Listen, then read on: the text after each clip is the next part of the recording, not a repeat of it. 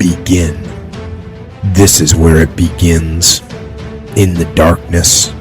When the alarm sounds, it's time. Rise. In Miami on Biscayne Boulevard, I had no idea this Les Brown that you now see had the ability one day to give lectures at Harvard or Yale or Dartmouth University. I had no idea. I'm not satisfied with being average. For the first time in my life, I cared about school. And my dad is right. But my value system was screwed up. Sometimes you have to fall back into the dark room and focus on it.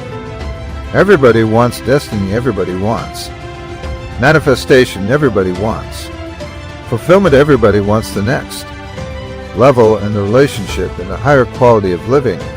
But nobody wants to eliminate distractions. Nobody wants to disappear for 3 months, 4 months, 6 months and get into a place where you can focus on. The very first step that I took was literally going into my bathroom and looking into that dirty mirror and calling myself out. It's gonna hurt. You're not gonna want to do it. You're gonna cry. You're gonna suffer. It's gonna be horrible. But it starts in that accountability mirror. And every day of your life from now on moving forward, it starts with that accountability mirror about how am I going to change my life for the better. Necessary for us to begin to look at the future and know that it's possible that we can have our dream. And this thing produces. This family produces. I never started in college. In my senior year, I broke my foot twice. And I got offered a job to become a hospital administrator. For district managers, I got a phone call from my high school principal. What my daddy called him. It was my high school principal. You had a tough year. What's next? Other people have done it, then we can do it. We fail a lot of times. Well, a lot of other folks fail, and eventually they came back and they succeeded. It's necessary we get negative, do-nothing people out of our lives. It's necessary we never stop learning and growing and developing ourselves. It's necessary that we never give up. We know that it's you, it's me. It's being responsible for our stuff and deciding that we're going to keep on keeping on, that we're going to find a way to win or find a way to make it happen. And we know it's hard. It's not going to be a picnic. Yes, it's hard, and we will do it hard. And once we do it hard and we go through it, we realize it was worth it. And once you discover it was worth it, it is done. And we've all had experiences where we were working on something and we knew it was possible. And we did those things that were necessary to bring it into reality. We took the responsibility to make it happen. Other people couldn't see it. A lot of people didn't believe it. You were attacked. You were criticized. He said, can I ask you a question? You told me you're going to graduate college in 4 years and you did it. But you told me you're going to play in the NBA. And you told me you're going to make more money in business than you did in sports. When I ask this question, son, do you believe you're good enough to play in the NBA? My bottom lip started to twitch. My whole face started to spasm up. If you find any person who's doing great things, you already know they've overcome their adversity. So I want to challenge you right now. Whatever adversity is coming at you right now in your personal life, private life, in your family, your kids, you better handle your adversity because the outcome and the result is going to be dependent on how you respond. If you could just shut out every distraction. What if you could just shut up the world for just a season and focus on it? A man is rewarded in public for what he does in private. Can you unplug for just a moment? Focus on what matters. Why are you here? What is your destiny? The reason why you don't see it, the reason why it is not manifested, the reason why you are so frustrated. That this Les Brown existed. I don't tell you that to impress you, but to impress upon you. There is more in you. Simba, there's more in you than you have been expressing. All of us have seen Lion King, some great symbols in there. And I say to you, there's more in you right now than's represented in your bank account. There's more in you right now that's being reflected by your life right now. Your life is not a true reflection of your potential. You have greatness within you. You have the ability to do more than you can ever begin to imagine. There's a reason that my favorite book says, as a man thinketh, so is he. And as he continues to think, so he remains. In order for us to begin to break into that level of greatness that we have within ourselves, you have to make a conscious choice every day to expose your mind to positive messages. And you have to ask yourself, which one are you? Because no matter what's going on out here, the art of survival is to survive, to live. And that's what these animals do. So what kind of animal are you? Are you really hungry? Are you driven? Are you determined? Do you want it? Are you going to do everything that is necessary to get it? Because there's no pity out here in this desert. If you don't go after what it is that you are seeking to satisfy your hunger, then you're going to starve. And when there's weakness, something else is going to come along and eat you up. You have not been willing to forsake all that you've been called to forsake, and to follow through behind closed doors.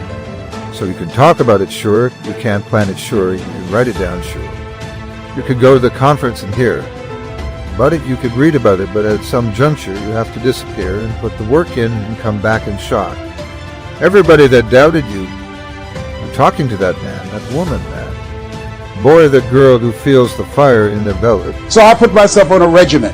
I do this every day, and I suggest that you do it. Write this down. Number one, listen to motivational messages every day. Faith comes by hearing and hearing and hearing. What it will begin to do is interrupt the story in your mind. It will override the story that you believe about yourself. It will distract all the negative thoughts that you have that's holding you back, that held me back for 14 years. When I used to go see the number one motivational speaker on the planet, Zig Ziglar and Tony Robbins, and my heart said, I can do that. I love to help people. I'm just like my mother. And then my mind would ask how. And I went from my heart to my mind. And my mind would say, Les Brown, you don't have a college education. Les Brown, you've never worked for a major corporation. Les Brown, you were labeled educable mental retarded. They call you DT, the dumb twin. You're not as smart as your brother. Have you ever thought about something you wanted to do and you convinced yourself that you couldn't do it? See, sometimes we need to have some external voices. And so by listening to motivational messages, that began to override the negative thoughts that I had about myself in my mind. And it gave me a new story and empowered me and gave me a vision of myself beyond my circumstances and mental conditioning, and started me to writing a new chapter in my life. Let's talk about excuses. Why are they so important to so many people?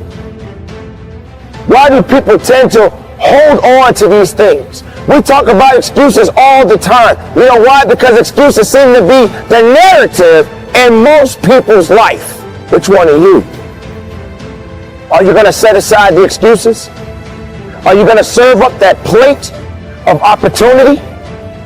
Are you truly going to eat the right way instead of starving yourself, feeding off excuses? Hungry. Yes, stay hungry. Every day you should never be satisfied. I'm full. Full off of what? Don't ever get full. Always continue to stay hungry. Don't ever say, I'm good. You're not good.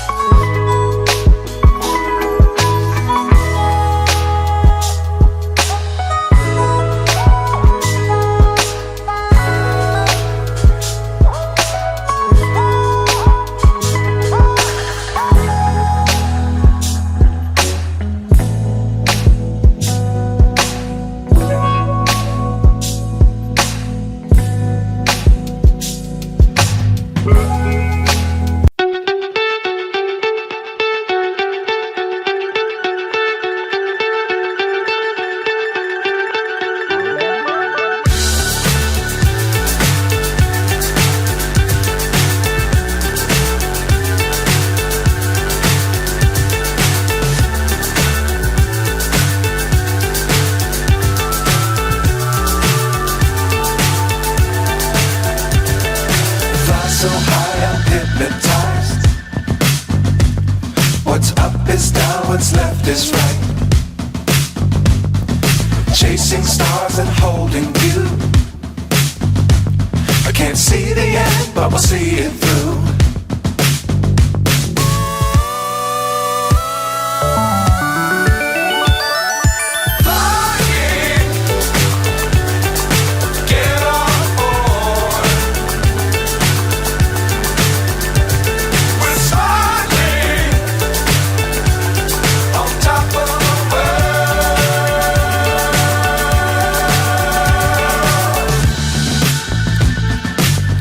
Times don't fly too high. Be sure to keep the ground in sight.